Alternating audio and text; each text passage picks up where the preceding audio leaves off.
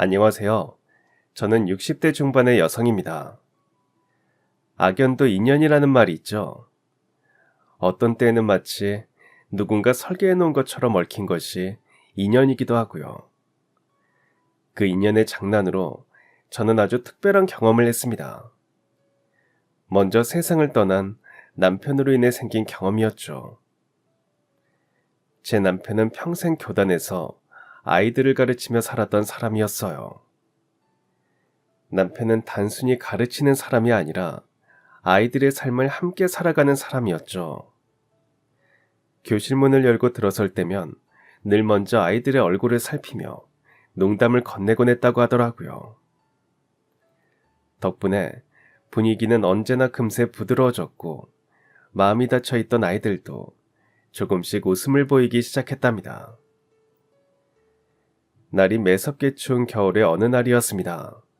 집안 사정으로 늘 얇은 점퍼만 입고 다니던 아이를 본 남편은 마치 아무렇지도 않다는 듯 자신의 두꺼운 패딩을 벗어주고 왔더라고요.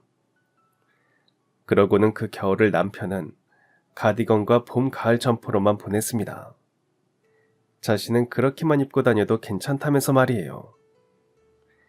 그날 이후 그 아이는 한겨울에도 따뜻하게 지낼 수 있었고 졸업식 날 편지에 이렇게 썼더라고요. 그 패딩은 옷이 아니라 선생님의 마음이었어요.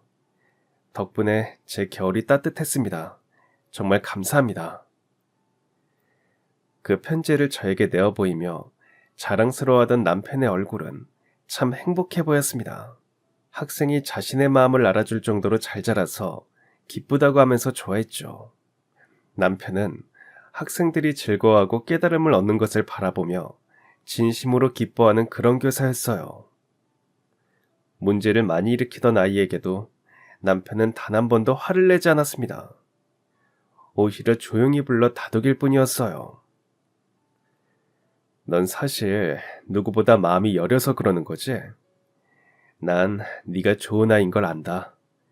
그러니까 억지로 강하게 하지 않아도 돼. 마음을 열 때까지 기다릴게.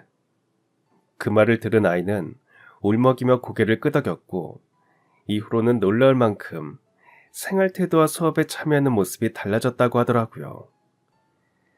남편은 그 일을 집에 와서 이야기하며 웃으며 자랑했죠. 사람은 믿어주는 사람이 있으면 변한다니까. 남편에게 제자들은 그 누구랄 것도 없이 자랑스러운 존재였습니다. 아이들은 그 존재 자체만으로 소중한 것이라고 하던 사람이었어요. 남편의 이런 따뜻한 마음은 제자들뿐 아니라 학부모와 동료 교사들에게도 전해졌던 것 같습니다. 생활이 어려운 아이를 위해 몰래 급식비를 챙겨주거나 학교 근처에서 우연히 만난 학생과 함께 분식집에 들어가 떡볶이를 나누며 공부 얘기를 하던 사람이었으니까요. 학교 옆 동네에서도 흔히 볼 수 있는 장면이었다고 하더군요. 그런 남편이 갑작스러운 병으로 세상을 떠났을 때 장례식장은 조문객으로 가득 찼습니다. 수많은 제자들이 손에 꽃을 들고 찾아왔고 어떤 제자는 문상을 하기도 전부터 눈물을 흘리며 장례식장에 들어서더라고요. 선생님이 제 인생을 바꿨습니다. 그렇게 말하며 몸을 제대로 가누지 못했죠. 그중 한 제자는 경찰 제복을 입고 와서 영정 앞에 거수경례를 하더군요. 남편이 손잡아 일으켜 세웠던 바로 그 학생이었다고 하더라고요. 저는 그런 학생들을 바라보며 남편의 목소리가 귀에 맴도는 것 같았습니다. 아이들은 믿어주면 변해. 중요한 건 끝까지 기다려주는 거야. 그 믿음을 끝내 잃지 않았던 사람이 바로 제 남편이었으니까요. 남편의 그 마음이 제자들에게도 온전히 전해졌는지 장례식장은 차분하면서도 깊은 슬픔이 감돌며 치러졌어요. 빈소 안엔 검은 옷차림의 제자들이 하나둘 들어서며 누가 먼저랄 것도 없이 흐느끼는 모습이 이어졌고요. 그들의 얼굴엔 세월의 흔적이 묻어있기도 했지만 눈빛만큼은 학생 시절과 다르지 않아 보이더군요. 그 눈빛에는 존경과 애틋함, 그리고 말로 다 담기 힘든 그리움이 가득했습니다. 어떤 제자는 남편의 영정 앞에 무릎을 꿇고 흐느끼며 울더라고요. 선생님이 아니었으면 전 아마 길을 잃었을 겁니다. 그때 저를 믿어주신 게 제 인생을 바꿨습니다. 그의 목소리는 떨렸고 주변의 제자들도 함께 눈물을 훔쳤습니다. 그 모습을 보면서 저는 남편이 살아서 그 장면을 봤다면 얼마나 좋아했을까 싶더군요. 남편에게 가장 큰 즐거움은 방황을 끝내고 마침내 잘 자란 제자들의 소식을 접하는 것이었거든요. 아마 남편은 그런 학생들 손을 하나하나 잡아주며 고맙다고 하곤 뿌듯한 마음을 담아 크게 웃었을 겁니다. 그러면서 이렇게 말했겠죠. 이 녀석들아, 내가 한 게 뭐 있니? 너희가 다 잘 커준 거지. 너희 덕분에 난 정말 행복한 선생이었는데 왜 나한테 감사해?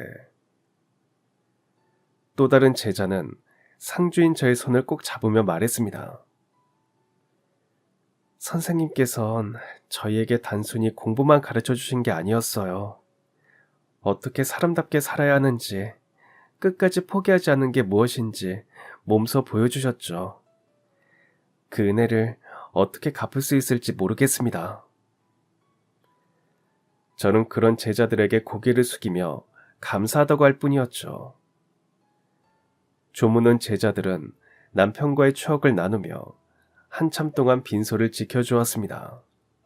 누군가는 아이 같던 시절의 일화를 이야기하며 울다가 웃기도 했고, 또 다른 이는 자신이 교사가 된 이유가 바로 선생님이었음을 고백하기도 했고요. 그런 모습 덕분에 남편을 보내는 빈소는 슬픔 속에서도 따뜻함으로 가득했습니다. 남편이 남긴 발자취가 단순한 교사의 흔적을 넘어 수많은 제자의 삶 속에 살아 숨쉬고 있음을 느낄 수 있었거든요. 그랬기에 저는 눈물을 흘리면서도 남편이 걸어온 길이 헛되지 않았음을, 그가 여전히 많은 이들의 마음속에 살아있음을 깊이 깨달을 수 있었습니다. 살아생전 모두에게 사랑을 베풀었던 남편이 자랑스럽더군요. 남편이 그런 사람이라 결혼을 하긴 했지만 그토록 훌륭한 사람이었다는 게 너무 감사하고 존경스럽더라고요. 언제 어디서나 자신보다 주변 사람을 챙기는 사람이 저희 남편이었으니까요. 제가 새색시였을 때부터 남편은 저를 위해 시어머니를 설득해준 사람이었어요. 어머니, 전 어머니 아들이긴 하지만 이제 제가 꾸린 가정의 가장이에요. 어머니가 그렇게 저희 안사람 고생시키고 힘들게 하시면 제가 무능력한 가장이 되는 거죠. 그러니 어여쁘게 생각해 주세요. 어머니 아들이 실패한 가장으로 남지 않게요. 부탁드릴게요. 남편의 그 말에 시어머니는 서슬퍼렇게 칼날 품은 눈빛을 거두시더군요. 시대가 시대이니만큼 시어머니도 시집살이를 꽤 심하게 당하셨기에 교사 아들을 내세워 저에게도 시집살이를 시키려 하셨던 분이었거든요. 그런데 남편이 가장으로서 품위를 앞세워 이야기하니 더 이상 저에게 함부로 하실 수 없으셨는지 한숨을 쉬시며 참으시는 게 보일 정도였죠. 그랬기에 남편과의 결혼 생활은 안정적이고 행복했습니다. 아이들도 그런 남편을 아버지로서 존경하고 사랑했고요. 아이들이 아버지를 존경하고 사랑하는 모습은 남편의 삶을 고스란히 이어받은 증거 같다는 생각을 하게 되었죠. 아이들은 늘 아버지를 떠올리면서 따뜻한 장면을 먼저 꺼내곤 했습니다. 큰아이는 대학 시절 남편의 학교에 잠깐 들른 적이 있었다면서 교실 문을 열자마자 학생들이 선생님 하며 달려드는 모습을 보고 충격을 받았다고 하더군요. 그때 자부심을 느꼈다고 했습니다. 우리 아버지가 단순히 직장인 교사가 아니라 아이들에겐 삶의 스승이었구나. 둘째 아이는 고등학교 시절 공부가 힘들어 포기하고 싶었던 때가 있었다고 고백하면서 남편이 그때 학생에게 했던 말을 자신에게도 들려주었다며 회상했어요. 사람은 믿어주는 누군가가 있으면 변한다. 아빠는 네가 해낼 거라 믿는다. 그 한마디가 붙잡아준 힘이 되어 결국 원하는 대학에 갈 수 있었다고 말하더군요. 막내는 아버지와 늘 함께 운동을 했던 기억을 가장 소중히 여기고 있었습니다. 동네 운동장에서 캐치볼을 하며 아버지가 해주던 말이 지금도 귓가에 맴돌았대요. 야구든 공부든 사람 사는 일이든 중요한 건 끝까지 포기하지 않는 거야. 그 가르침은 막내가 사회인이 된 지금까지도 삶의 원칙으로 삼고 있다고 했습니다. 아이들은 그렇게 각자의 자리에서 아버지인 남편을 닮아가려고 노력하고 있더군요. 큰아이는 교직에 들어서진 않았지만 직장 후배들을 대할 때 아버지처럼 먼저 웃어주고 다독여주려 노력한다고 했고요. 둘째는 교사로 길을 택해 아이들을 대할 때마다 아버지라면 이렇게 하셨겠지 하며 수업을 준비한다고 했습니다. 막내는 가정을 꾸리면서 장사를 시작했는데 아버지가 어머니를 존중했던 모습 그대로 배우자를 존중하고 아이를 키우겠다고 다짐하더군요. 그리고 가게를 찾아주시는 손님들에게도 그런 마음으로 장사를 하고 싶다면서요. 저는 아이들이 아버지인 남편을 존경하는 모습을 보면서 남편이 남긴 유산이 물질이 아니라 삶의 태도와 따뜻한 마음이었음을 깊이 깨달았습니다. 남편의 가르침은 제자들뿐만 아니라 우리 가정에도 뿌리내려 아이들의 삶을 이끌어주고 있으니까요. 아이들의 말과 행동 속에 남편의 모습이 비칠 때마다 남편이 저희 곁을 떠난 것이 아니라 우리 곁에서 여전히 살아있음을 실감했죠. 그랬기에 남편의 유품은 저에게 굉장히 소중한 보물이었습니다. 그래서 남편이 남기고 간 금부치와 조금의 현금, 그리고 남편의 안경과 손때 묻은 수첩을 작은 금고에 고이 간직했죠.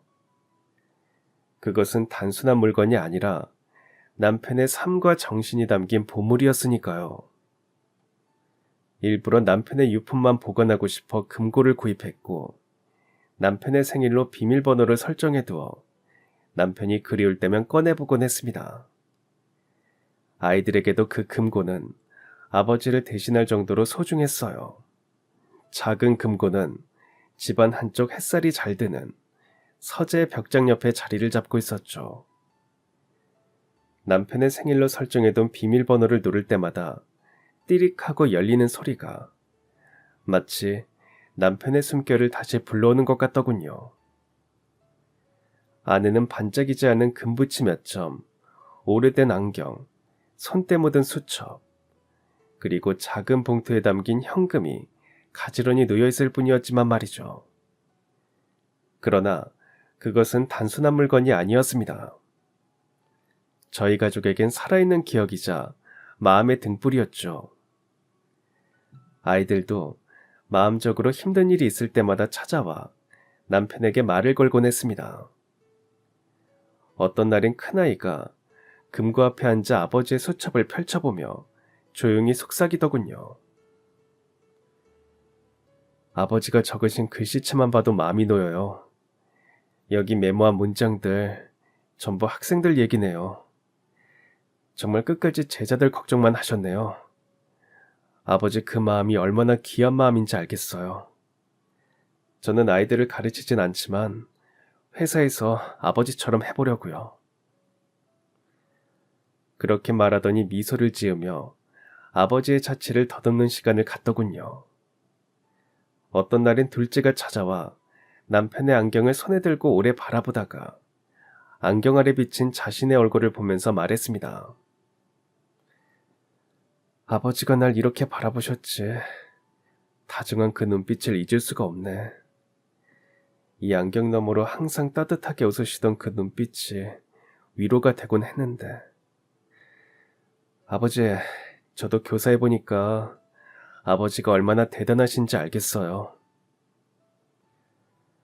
그러더니 남편의 안경을 조심스레 다시 제자리에 두며 아버지의 시선과 이어져 있던 안도감을 느꼈다고 하더라고요. 막내는 남편이 저에게 기념일에 선물했던 금부치를 꺼내어 손바닥에 올려놓고 한참 동안 만지작거리며 말했습니다. 아버진 우리에게 큰 재산을 물려주진 않으셨지만 이게 그 어떤 금은보화보다 소중해요. 엄마도 그래서 소중하게 보관하시는 거겠죠. 아버지가 어떻게 살아야 하는지 보여주신 게 우리한텐 최고의 유산이니까요. 저는 새아이가 그렇게 남편의 흔적을 마음속에 담아내는 모습을 보며 그 작은 금고가 단순한 보관함이 아니라 가족의 성소라는 생각이 들었습니다. 남편이 떠난 빈자리를 채워주고 저희 가족을 연결해주는 다리가 되어주는 곳이라는 생각도 했고요. 가끔은 우리 가족 모두가 함께 금고를 열어 유품을 꺼내놓고 아버지의 이야기를 나누다가 웃음꽃을 피우기도 했습니다. 남편이 했던 농담이나 제자들 이야기를 꺼내다 보면 금고 안에서 남편이 다시 살아나 우리 곁에 앉아있는 듯 했죠. 그렇게 금고는 가족 모두에게 하나의 의식이자 위로가 되었습니다. 남편을 그리워할 때마다 우린 금고 앞에 모여 앉아 추억을 나누었고 그 순간만큼은 남편이 여전히 우리 곁에 함께 있다는 것을 깊이 느낄 수 있었어요. 그런데 지난 여름 아이들과 함께 짧은 휴가를 다녀온 날이었습니다. 집에 들어서자마자 제 눈앞에 믿을 수 없는 광경이 펼쳐져 있더군요.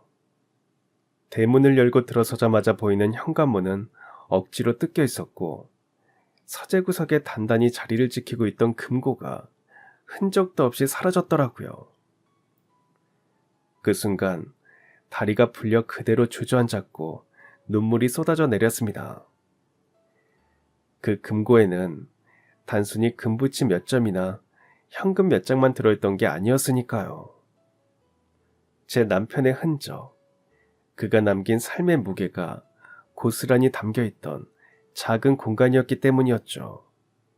남편이 살아생전 교편을 잡던 손때 묻은 만년필, 수업 준비를 위해 늘 옆에 두던 안경, 작은 노트 같은 사소한 물건들조차도 버리지 못하고 금고 속에 모아두었거든요. 그것들은 우리 가족에게 단순한 물건이 아니라 그가 여전히 함께 있다는 증표이자 기억의 조각이었는데 그 금고마저 사라졌다는 사실에 마음이 무너지더군요. 다시는 되돌릴 수 없는 남편의 흔적이 통째로 사라졌다는 사실에 숨이 막혔습니다. 여행을 괜히 갔다는 생각만 들면서요. 집을 비우지 않았다면 도둑이 들지 않았을 거란 생각에 제 자신을 탓했죠. 남편이 그렇게 떠나고 3년이 지나 제 생일이 다가오자 아이들이 오랜만에 바람 좀 쐬고 오자며 마련한 여행이었지만 가지 말아야 했다는 생각이 들 정도로요. 남편도 없는데 제가 즐겁게 여행을 갔기에 벌어진 일이란 생각에 하염없이 눈물이 흐르더군요. 얼른 경찰에 신고를 했지만 머릿속엔 오직 하나의 생각만 맴돌았습니다. 설령 범인을 잡는다고 해도 그 안의 물건들을 함부로 해쳤겠지. 돈이 되는 건 팔았을 거고 남편의 물건들은 쓰레기처럼 버렸을 거야. 우리에게 소중했던 그 시간과 기억은 돌아오지 못하는구나. 저를 집 앞에 내려주고 각자의 집으로 돌아갔다가 소식을 들은 아이들은 불이 나게 다시 집으로 달려와 집안 상태를 보곤 황망한 마음을 감추지 못하더군요. 여행을 계획한 본인들 잘못이라며 눈물을 보이면서요. 아이들이 금고가 사라진 사실을 알게 됐을 때의 모습은 참담했습니다. 그도 그럴 것이 아이들이 돌아온 집안은 여전히 뒤죽박죽이었고 현관문과 벽장은 범인의 흔적을 고스란히 보여주고 있었죠. 아이들은 제 앞에서 울음을 삼키려 했지만 결국 감정을 억누르지 못했습니다. 큰아이는 금고가 있던 자리 앞에 무릎을 꿇고 한참 동안 멍하니 앉아 있었습니다. 엄마, 여기에 있던 게 다 사라졌다고요? 아버지의 수첩까지요? 떨리는 목소리로 물으며 손으로 금고가 있던 자리를 더듬는 모습은 마치 아직 그곳에 금고가 남아있기를 바라는 듯 보였죠. 그러다 주먹을 움켜쥐며 자신을 탓하더군요. 우리가 여행 가자고 안 했으면 이런 일은 없었을 거예요. 아버지의 흔적을 내가 지켜야 했는데. 큰아이는 눈가가 점점 붉어지더니 결국 눈물을 흘리며 고개를 숙였습니다. 둘째는 금고가 놓여있던 자리를 한참 동안 똑바로 바라보다가 손으로 얼굴을 쓸어내며 마른 세수를 하더군요. 금고가 사라졌다는 사실을 받아들이기 힘들다는 듯이 말이었죠. 금고가 없으면 이제 아버지를 떠올릴 수 있는 게 너무 적어져요.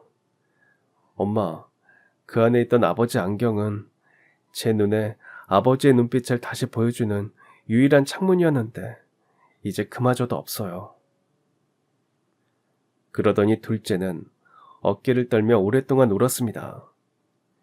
막내는 말을 잇지 못한 채 한동안 제 옆에 붙어 서 있다가 이내 작은 목소리로 중얼거리더군요. 엄마, 아버지가 주셨던 금붙이 제가 자주 만지작거리던 그거 이제 영영 못 보는 거예요? 그건 그냥 장신구가 아니었는데 아버지 손길이 남아있는 엄마에게 전한 사랑의 마음이었잖아요. 그러더니 막내는 결국 바닥에 주저앉아 두 손으로 얼굴을 가리며 흐느꼈습니다. 그 모습이 아직 어린아이 같아 제 마음을 더 무겁게 하더라고요.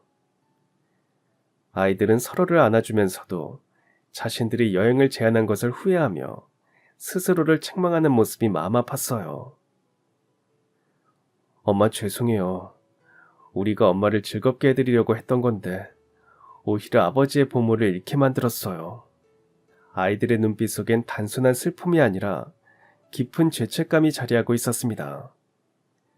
저는 그런 아이들을 바라보며 금고 속 물건들은 사라졌지만 남편의 정신과 사랑은 여전히 우리 안에 살아있음을 아이들에게 전해주고 싶었고요.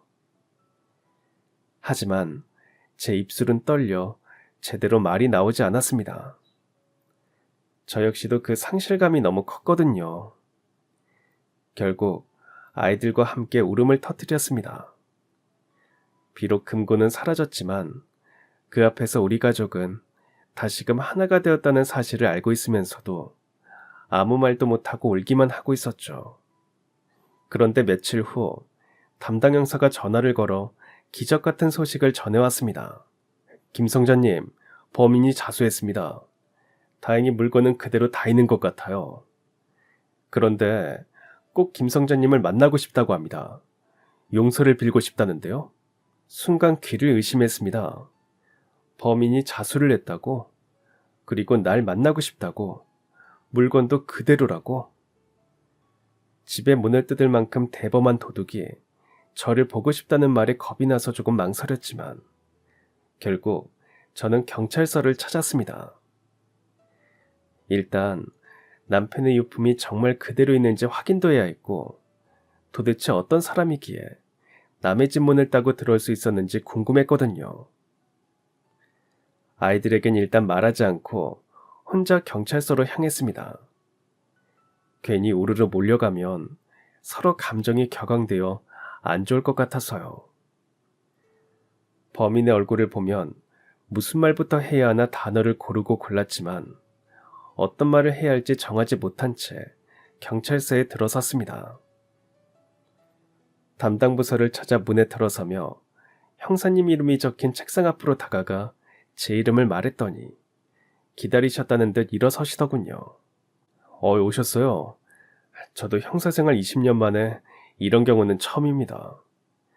너무 감쪽같이 달아난 피의자라 어떻게 잡아야 하나 고민이었는데 이렇게 분실된 물건을 모두 들고 나타나 자수하는 경우는 없었거든요.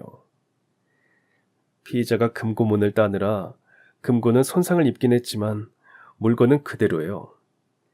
신고하실 때 말씀하신 내역대로 다 있더라고요. 다시 한번 확인하게 해드릴게요. 사건 경위는 술술 잘도 말하는 녀석이 왜 자수했냔 말엔 입을 닫았어요. 그저 김성자님만 만나게 해달라며 울면서 부탁하더군요. 형사님의 말에 저는 용기가 조금 더 생기는 느낌이었습니다. 그렇게 간절하다면 저에게 어떤 해코지를 하려는 건 아닌 것 같아서요. 형사님의 안내대로 제가 걸어 들어온 복도 반대쪽으로 걸어가니 조사실이라는 팻말이 보이더군요. 그 앞에 서서 문을 열기까지 긴장이 되어 숨이 찬 것 같았습니다. 그런 제 앞에서 형사님은 문을 여시더니 친절한 미소로 안내를 해주셨죠. 크게 심호흡을 하고 그 문 안으로 들어가자 한 청년이 저를 보고 놀라더군요. 그러더니 벌떡 일어나 고개가 땅에 닿도록 숙이고 무릎을 꿇었습니다. 눈물을 뚝뚝 흘리며 그렇게 행동하는 범인의 모습에 저는 당황했어요. 곁에 계시던 형사님도 놀라셨는지 범인을 일으키려 하셨고요. 하지만 범인은 더 고개를 숙여 거의 엎드려 빌듯이 하면서 말하더군요. 강성현 선생님의 아내분이시죠? 정말 죄송합니다. 제가 정말 죽을 죄를 지었습니다. 선생님 댁인 줄도 모르고. 그렇게 말한 범인은 엉엉 소리를 내며 울더군요. 저는 그런 범인의 손을 잡으며 물었습니다. 혹시 저희 남편의 제자였나요? 그래서 이렇게 우는 거예요? 그러자 범인은 다시 한번 죄송하다며 어깨를 들썩이며 울었습니다. 그는 29살 청년, 이름은 박민호라고 하더군요. 그 청년의 나이를 가늠해 볼 때 남편이 교편을 잡고 거의 막바지쯤에 만났을 제자인 것 같다는 생각이 들어 그를 바라보니 왜 우는지 알 것 같았습니다. 한참 동안 울기만 하던 범인은 겨우 고개를 들어 눈물을 머금은 채 저를 바라보며 고백하기 시작했습니다. 그 눈빛은 거짓이나 악의를 찾아볼 수 없는 눈빛이었어요. 며칠 동안 댁 근처를 맴돌며 집이 빈 것을 확인했습니다. 담을 넘어 현관문을 뜯고 들어가 이리저리 살피다가 금고가 눈에 들어오더라고요. 다른 물건은 그렇게 값이 나가는 것이 없어 보여 금고만 가지고 나왔어요. 그리곤 하던 대로 연장으로 금고를 뜯어 안에 물건을 꺼내보니 여러 가지 자질구레한 물건들이 있었고 낡은 수첩이 있더군요. 그때까지는 제 눈에 그 물건들이 다 보잘것없고 시시해 보였습니다. 하지만 그 수첩을 열어 읽어보고는 제가 얼마나 값진 물건에 손을 대는지 알게 되어 손이 벌벌 떨리기 시작했어요. 거기엔 아이들을 끝까지 믿자는 글씨가 빼곡히 적혀 있었으니까요. 글씨체만 보고 그 순간 알았습니다. 제가 유일하게 수업을 듣던 선생님 글씨였거든요. 제가 훔친 것이 그냥 돈이 아니라 제 삶을 바꿔주셨던 선생님의 유품이라는 것을 알게 됐고 며칠 동안 고민했습니다. 그냥 물건을 가져다 놓을까도 생각했죠. 그런데 그러면 안 되겠더라고요. 죗값을 치러야겠다고 생각이 들어서 이렇게 자수했습니다. 그래요. 그냥 저희 집 앞에 놓고 갔어도 됐을 텐데요. 그렇게만 해줬어도 전 감사했을 거예요. 물건만 찾으면 되니까요. 사실 전 중학교 시절 모두가 포기한 문제아였습니다. 그런데 모두가 저를 포기했을 때 선생님만은 저를 다독여 주셨어요. 너는 다른 사람들과 다르긴 하지만 네가 잘할 수 있는 게 있다고 하시면서 제가 좋아하는 게 무엇인지 하루에 10가지씩 써오라고 하시더군요. 처음엔 하지 않았습니다. 귀찮고 반항심도 들었으니까요. 그런데 선생님은 저를 혼내시기는커녕 웃으면서 그러셨죠. 하기 싫은 게 있다는 것도 좋은 거라고요. 주체적이라고 하시면서요. 저를 보면 인상을 쓰시고 다른 아이들 방해하지 말라는 선생님들만 보다가 저에게 다정하게 말을 걸어주시고 웃어주시는 선생님을 실망시키기 싫더라고요. 그래서 선생님 말씀대로 제가 좋아하는 것을 찾아 적어드렸습니다. 처음엔 3가지 적는 것도 힘들었는데 점점 쓰다 보니 어떤 날은 20가지도 썼죠. 선생님은 제가 적어낸 것들을 보시면서 저를 잘했다고 칭찬해 주셨습니다. 잘한다고 칭찬을 한번 받으니 또 칭찬을 받고 싶어 다른 일들도 잘하려고 했어요. 그러다 보니 선생님 수업은 열심히 듣고 공부도 하게 되었죠. 그 덕분에 저는 중학교를 졸업할 수 있었고 공고이긴 했지만 고등학교 진학도 했습니다. 그런데 그 후에 제가 제대로 살지 못했습니다. 집안 형편이 어렵다는 핑계로요. 몇 년 전 선생님을 찾아뵙고 상의도 드리고 싶었지만 제 자신이 부끄러워 못 찾아갔습니다. 그러다 건너 선생님 돌아가셨던 이야기를 듣고 얼마나 울었는지 몰라요. 그래놓고도 정신 못 차리고 도둑질이나 하면서 쓰레기처럼 살았습니다. 그러다 이번에 댁에 들어가 물건을 훔쳤고 선생님의 흔적을 보게 된 저는 더 이상 이 죄를 짊어지고 살 수 없었습니다. 그래서 자수했습니다. 눈물로 고백하며 죄를 빌고 있는 청년을 바라보니 제 눈물이 왈칵 쏟아지더군요. 남편은 세상에 없지만 그의 가르침이 여전히 살아있다는 걸 다시 한번 느꼈으니까요. 비록 죄를 지은 범인이기는 했지만 남편의 가르침으로 다시 한번 살아보려는 날개를 다는 과정을 보는 것 같기도 했습니다. 그의 각오가 결코 쉽지 않다는 것을 알았기에 의심할 여지가 없더라고요. 그리고 무엇보다 남편이 살아있었다면 아마 그 제자에게 그랬을 겁니다. 그래, 네가 깨달았다면 됐다. 그렇게 깨닫고 용서를 빌어줘서 고맙다. 마치 남편의 목소리가 들리는 것처럼 알 수 있었습니다. 그 사람은 그런 스승이었으니까요. 그래서 저는 그 청년을 마음으로 용서하기로 했습니다. 어차피 물건은 돌려받았고 청년도 반성하고 용서를 빌고 있으니 말이죠. 하지만 법의 심판이 그를 기다리고 있더군요. 저희 집 말고도 몇몇 집에 들어가 절도를 저지른 그의 죄는 어쨌거나 처벌을 받아야 하는 것이었으니까요. 범인은 경찰의 조사에 묵묵히 성실히 임했다고 형사님이 그러시더군요. 그리고 구치소에 간 그때부터 저에게 용서를 비는 편지를 쓰기 시작했죠. 그러더니 자신의 재판에 꼭 와달라는 부탁을 하더군요.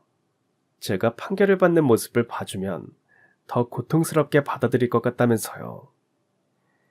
저는 그의 부탁을 흔쾌히 들어주기로 했습니다. 더 고통스럽고 싶다는 그의 말엔 다시는 그런 죄를 짓지 않겠다는 다짐이 깊이 박힌 것 같아 도와주고 싶었거든요. 재판 날짜에 맞춰 법원을 찾은 저는 죄수복을 입은 그를 바라보며 마음이 아팠습니다. 그가 저에게 보낸 편지에는 그의 어린 시절 이야기도 있었거든요. 민호는 어린 시절부터 싸움을 잘했다고 하더군요. 자신도 싸우고 싶지 않았지만 싸워서 이기지 못하면 놀림거리가 됐대요. 민호의 아버지는 술주정뱅이였고 어머니는 그런 아버지를 피해 떠나셨으니까요.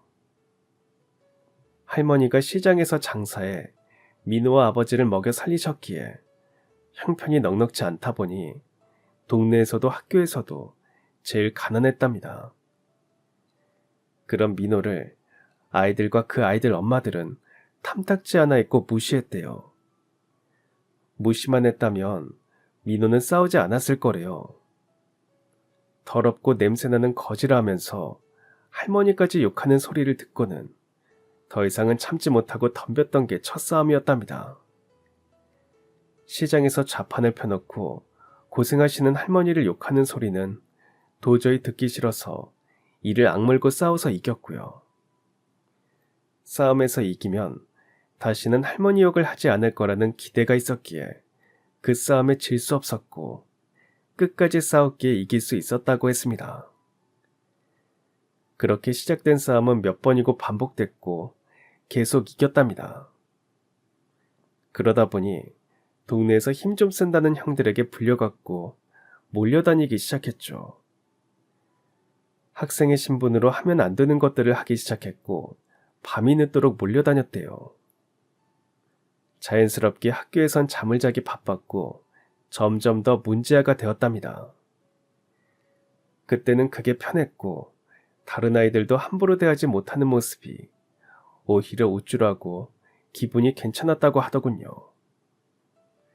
그러다 남편을 만났고 자신도 바르게 살면서 제대로 된 일을 하고 할머니 고생을 덜어드리자는 희망이 생겼답니다. 그래서 공고에 진학해선 성실히 기술을 배워 취업도 했다고 했습니다. 누구보다 열심히 일했고 성실히 배웠지만 결국 도둑으로 몰리더랍니다. 가난하단 이유로 없어진 물건을 민호가 가져다 팔았을 것이라고 하더래요. 아무리 아니라고 해봤자 돈이 없으니 그런 거라며 누명을 씌우고 내쫓았고요. 그래서 홧김에 술이나 한잔하려고 찾은 술집에서 전에 어울리던 친구들을 만났고 쉽게 돈을 벌 수 있단 말에 따라갔다가 절도 기술을 배웠답니다. 몇 번 잡히기도 해서 교도소에 다녀오기도 했대요. 그 사이에 할머니가 돌아가셨는데도 정신을 차리지 못하고 계속해서 도둑질을 했다고 했습니다. 어차피 자신의 인생은 망했다고 생각했답니다. 전과자를 취직시켜줄 곳은 어디에도 없을 거란 생각에서요. 그래서 계속 범죄를 저질렀고 저희 집에도 왔던 거라고 하더군요. 아버지는 술값만 주면 어떻게 돈을 버는지 상관하지 않았으니까요.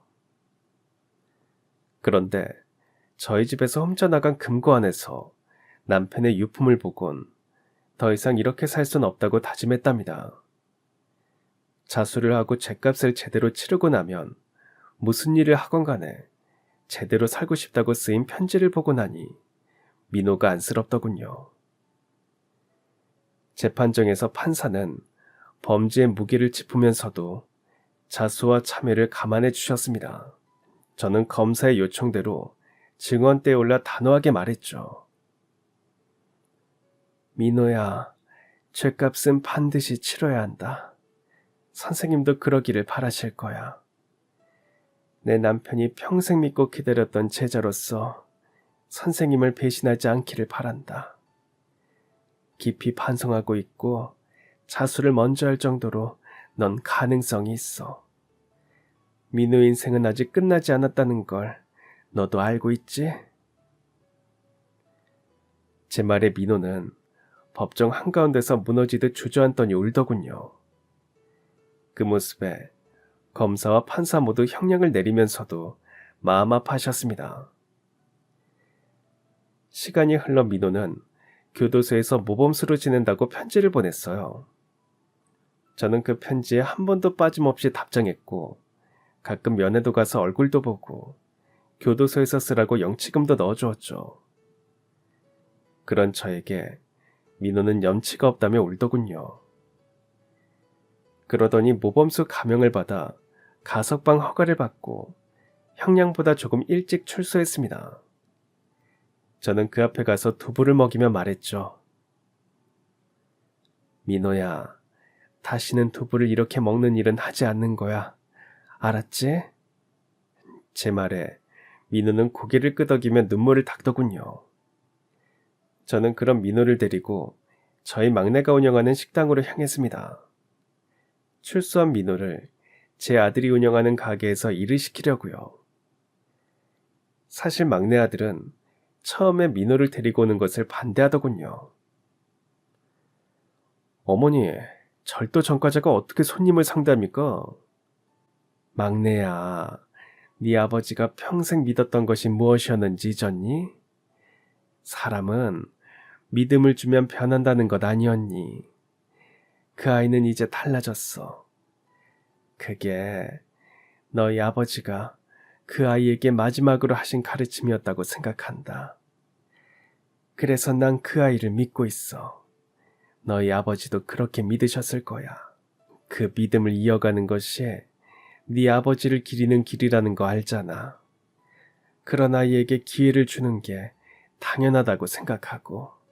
그러자 막내는 아무 말도 못하고 한참을 고민하더니 결국 고개를 끄덕였고 민호는 새로운 삶을 시작할 수 있었어요. 그는 저의 기대와 믿음대로 성실히 일했고 손님들로부터도 칭찬을 받더군요. 사실 처음에는 민호가 많이 어색해하고 기가 죽어 있었습니다. 출소 직후라 그런지 누가 뭐라고 하지 않는데도 눈치를 보며 막내 아들의 식당에 들어선 민호는 손님들의 시선이 낯설고 부담스러워했어요. 제가 멀리서 지켜봐도 앞치마를 두른 민호의 얼굴엔 여전히 긴장감이 가득했고 주문을 받아 적는 것조차 손이 떨려 몇 번이고 종이를 구겨할 정도였어요. 그러나 막내는 처음에 못마땅해 하던 것과는 달리 기본부터 다시 배워라라며 칼질, 그릇 닦기, 테이블 정리 같은 허드렛 일부터 민호에게 맡겨주었습니다. 민호는 처음에는 어리둥절해 하더니 맡은 일을 해내기 위해 노력하더군요. 매일 새벽 가장 먼저 출근해 가게 앞을 쓸고 손님이 떠난 뒤에는 가장 늦게까지 남아 주방을 청소하는 일도 스스로 도맡아 했습니다. 다른 직원들이 피곤하다며 꺼리는 설거지조차 민호는 묵묵히 해내더라고요. 그런 민호에게 막내를 비롯한 다른 직원들은 점점 마음을 열고 함께 일하면서 필요한 여러 가지를 알려주기 시작했죠. 그런 마음에 보답이라도 하려는 듯 민호는 더 열심히 하더군요. 웃는 얼굴로 열심히 하는 민호의 말에 동료들은 조금씩 마음을 열었고 온전한 동료로 인정을 해주었습니다. 그렇게 인정을 받은 민호는 자신감이 생겼는지 더 열심히 일을 했습니다. 손님들 역시 반듯한 태도와 진심이 담긴 민호의 인사에 호감을 느끼기 시작했죠. 그런데도 민호는 식당 여기저기 자신이 필요한 곳에 달려가 일을 하더라고요. 민호는 예전에 군대에서 취사병으로 근무하며 배운 기술 덕분에 칼질이 빠르고 정확한 게 남달랐다고 막내가 그러더군요. 채소 썰기를 맡기자 주방장은 놀란 눈빛으로 "야, 너 손 좀 쓰네?" 라고 말했답니다. 갑자기 가게에 나오지 않은 주방 보조를 대신해 맡긴 일을 잘 해낸 것이었죠.